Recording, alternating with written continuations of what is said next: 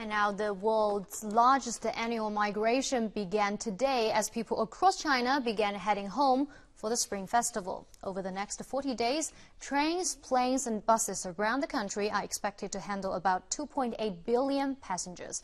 Railways are expected to carry nearly 300 million passengers alone, 10% more than last year. Reporter Wu Yina tells us more. At 8:45 this morning, a crowd of people rushed to the gate to get on a train heading to Chengdu, one of the most popular destinations during the travel rush. This man was taking his son and daughter along for the 31-hour trip, and they will have to stand for most of the ride. We managed to get one seat when someone wanted to get a refund at the station.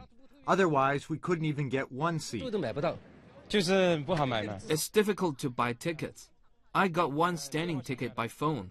I want to go home even though I have to stand on my way. But some passengers said online booking made it much easier to get a ticket this year. It's easier this year to get tickets as pre-sale started 60 days ahead of the departure time, so I have more time. I used my cell phone to get 8 tickets. This year's Spring Festival travel rush is quite different from previous years in that we still have tickets available every day, especially for some popular destinations like Chengdu, Chongqing and Guiyang. But tickets are hard to get for some trains heading to Zhengzhou, Xi'an and Wuhan. We will add more trains in a week, so passengers don't need to worry and can keep an eye on the 12306.cn official website. Railway officials estimate 250,000 passengers took trains today, and railway stations will be even busier next week. Railway officials suggest passengers arrive at the station an hour before the departure time, as in peak times it may take 20 minutes to wait in line to get the tickets they booked. The peak time will arrive next weekend before the New Year's Eve, when daily passenger volume will reach 420,000 at the city's 3 railway stations. But going through security checks won't take long.